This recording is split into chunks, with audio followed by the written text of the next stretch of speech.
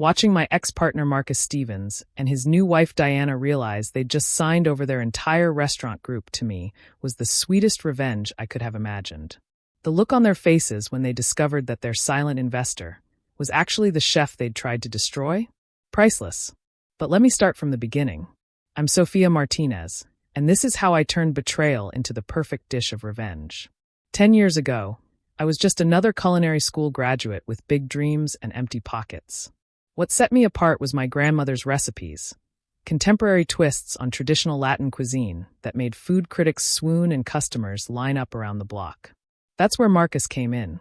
He was charming, successful, and seemed to understand my vision perfectly. When he offered to invest in my first restaurant, it felt like fate. "You're the talent, Sophia," he'd say, raising a glass of champagne. "I'm just the money guy. Together, we'll build an empire." And for a while we did. Fusion Kitchen, our first restaurant, was an overnight success. My innovative takes on traditional dishes had people talking, and Marcus's business acumen helped us expand rapidly. Within 5 years, we had 5 locations across the city. But success changed Marcus. The more money we made, the more he tried to control everything.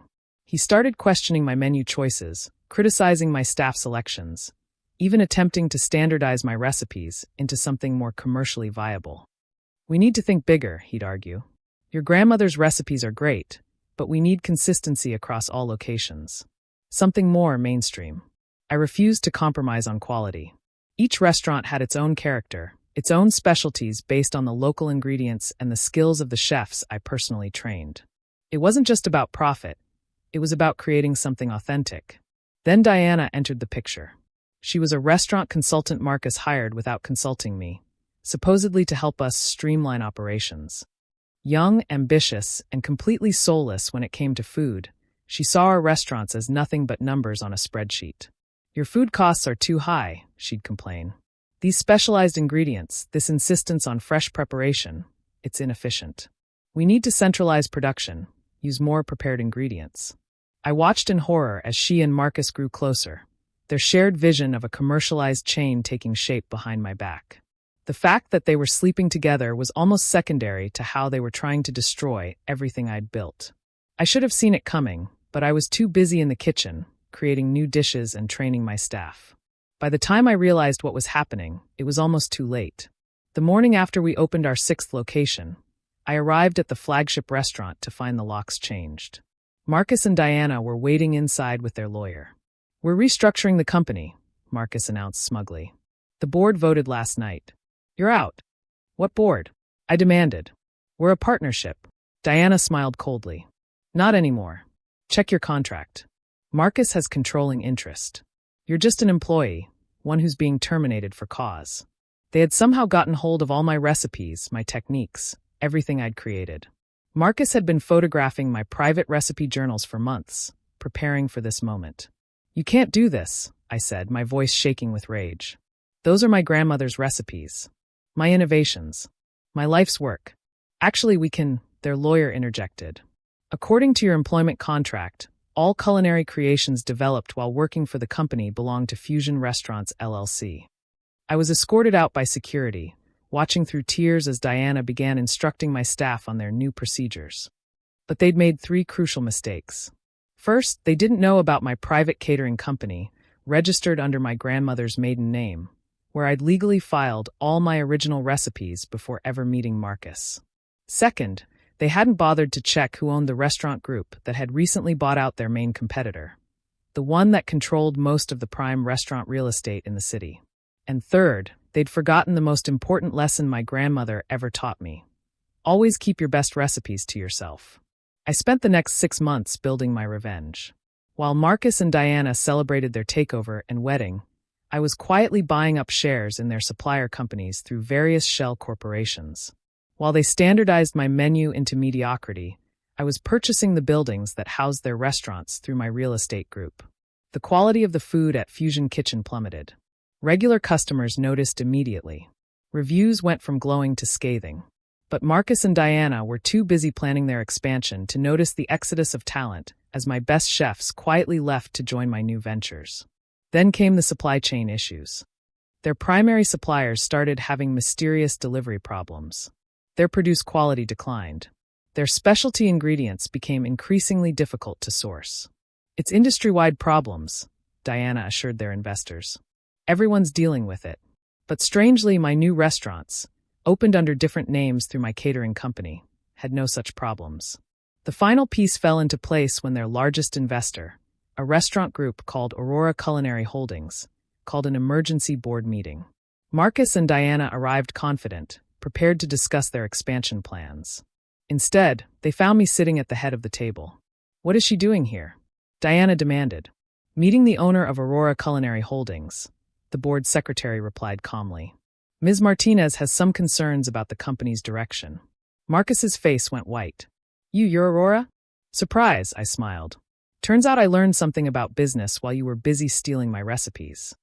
I laid out photographs of my original recipe journals, the ones I'd kept at home, the real ones, not the decoy versions they'd stolen.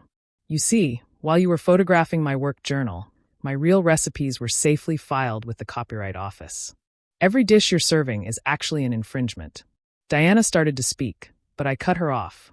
"Oh, and those supply chain issues? That would be because I now own controlling interest in your three main suppliers. Amazing what you can do with proper investment capital, isn't it?" "This is impossible," Marcus stuttered.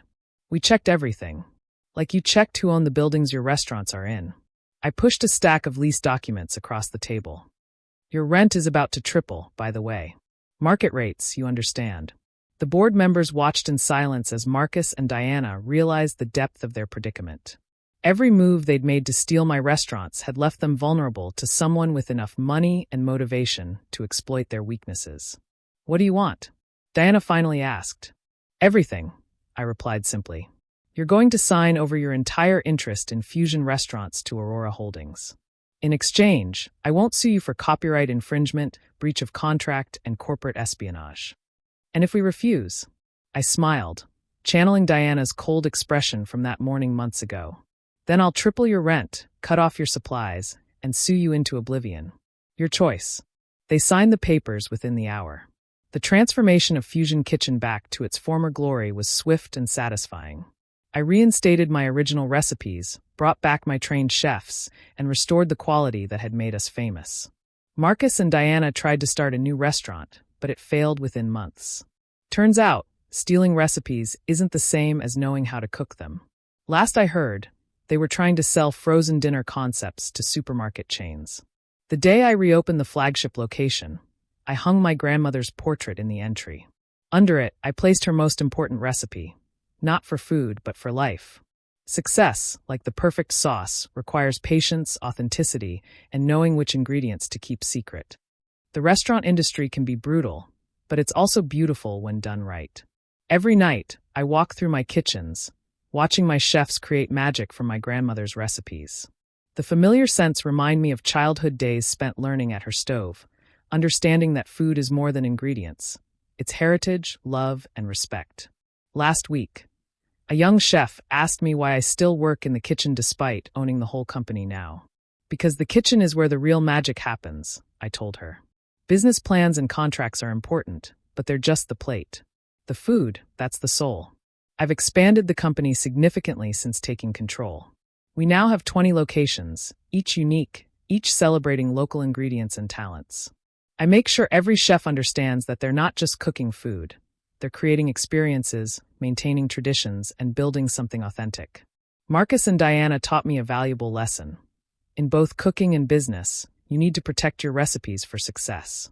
But they also reminded me why I started cooking in the first place. Not for profit or fame, but for the joy of creating something meaningful. Epilogue. Fusion Kitchen has become one of the most successful restaurant groups in the country, known for its commitment to authentic cuisine and innovative cooking. Each location maintains its unique character while upholding the high standards that made us famous. I've started a culinary scholarship program, helping talented young chefs develop their skills without having to compromise their vision. The program is named after my grandmother, whose recipes and wisdom continue to inspire new generations. Marcus and Diana occasionally make the news when another of their ventures fails. Sometimes they try to claim they were the original founders of Fusion Kitchen, but the industry remembers the truth. The recipe journals they stole are displayed in a glass case in our flagship location. A reminder that sometimes the best revenge is letting people sabotage themselves while you focus on creating something extraordinary. My grandmother's portrait still watches over the entrance, her smile knowing and wise. Below it, I've added another of her sayings. The secret ingredient is always integrity. Every morning, before the restaurants open, I still spend time in the kitchen, experimenting with new dishes, training new chefs, keeping my skills sharp. Because no matter how big the business grows, I never want to forget what Marcus and Diana didn't understand. That success in the restaurant business isn't just about money or power. It's about respect for the food, for the craft, and for the people who make it all possible. They tried to steal my recipes, but they couldn't steal my passion, my knowledge, or my integrity. Those, like my grandmother's legacy, were ingredients they could never replicate. And that's a lesson worth serving, every single day.